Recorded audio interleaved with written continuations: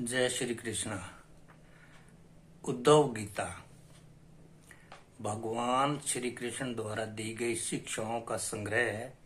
इसे हंस गीता भी कहा जाता है। ये श्रीमद् भगवत पुराण के 11वें स्कंद के 6ठे अध्याय में है। उद्धव गीता को कलयुग के लिए बहुत अहम माना जाता है। उद्धव गीता में उद्धव भगवान श्री कृष्ण के मित्र और सलाहकार थे। उद्धव और श्री कृष्ण के बीच हुए संवाद को उद्धव गीता के नाम से जाना जाता है। तो दोस्तों सुनते हैं उद्धव और श्री कृष्ण के बीच हुए संवाद को। उद्धव ने श्री कृष्ण से पूछा कि हे श्री कृष्ण, सच्चा मित्र कौन है? श्री कृष्ण ने जवाब दिया कि सच्चा मित्र वह है जो जरूरत पड़ने पर बिन मांगे मदद करे। कृष्ण पांडवों के प्रिय मित्र थे। पांडवों ने आप पर हमेशा विश्वास किया। उद्धव कहते हैं, पांडवों ने आप पर हमेशा विश्वास किया। आप महाज्ञानी हैं। आप भूत, वर्तमान और भविष्य के ज्ञाता हो, किंतु आपने सच्चे मित्र की जो परिभाषा दी कि आपको लगता नहीं आपने पांडवों के साथ परिभाषा के अनुसार कार्य नहीं किया है। आपने धर्मराज युधिष्ठिर को जुआ खेलने से क्यों नहीं रोका और ना ही भाग्य को धर्मराज के पक्ष में मोड़ा? आप चाहते तो युधिष्ठिर जीत भी सकते थे। उसके बाद युधिष्ठिर ने जब अपने भाइयों को दांव पर लगाना शुरू किया तब तो आप सभा कक्ष में आ सकते थे। आपने वो भी नहीं किया।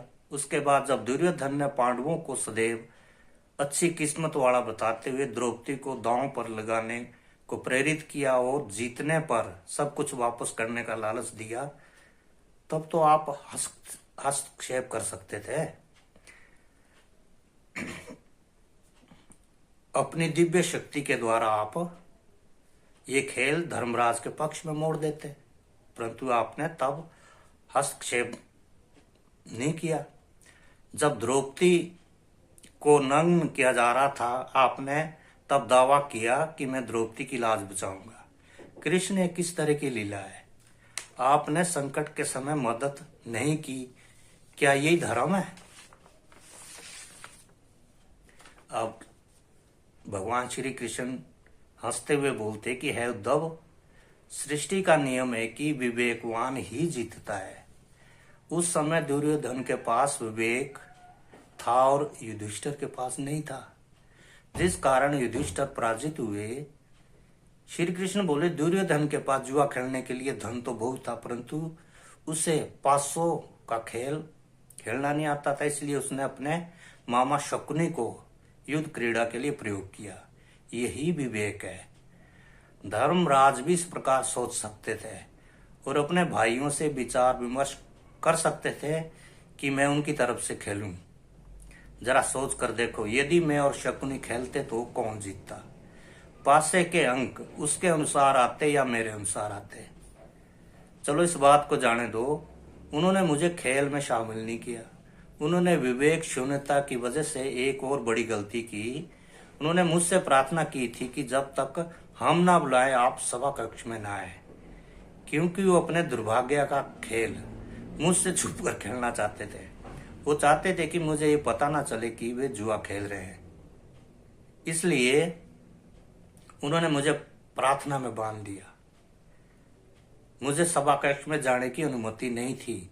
बाहर मैं इंतजार कर रहा था कि कब कोई मुझे बुलाए और मैं अंदर जाऊं। नकुल, सहदेव, अर्जुन, भीम, किसी भी भाई ने मुझे याद तक नहीं किया। जब द्रौपदी को दुशासन बाणों से पकड़कर घसीटते हुए सभा कक्ष में लाया तो द्रौपदी ने भी मुझे याद तक नहीं किया। वो अपने सामर्थ्य के अनुसार जूझती रही। द्रौपदी की बुद्धि तब जागृत हुई जब दुशासन ने उसे निवस्त्र करना प्रारंभ किया। तब उसने हरे कृष्णा की पुकार लगाई और मैं अविलंब वहां पहुंच गया। उद्धव, अब आप बताओ कि इसमें मेरी गलती क्या है? उद्धव बोले, कान्हा, क्या मैं एक और प्रश्न पूछ सकता हूं?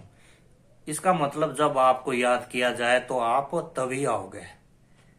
क्या याद करने के बगैर आप मदद नहीं करोगे?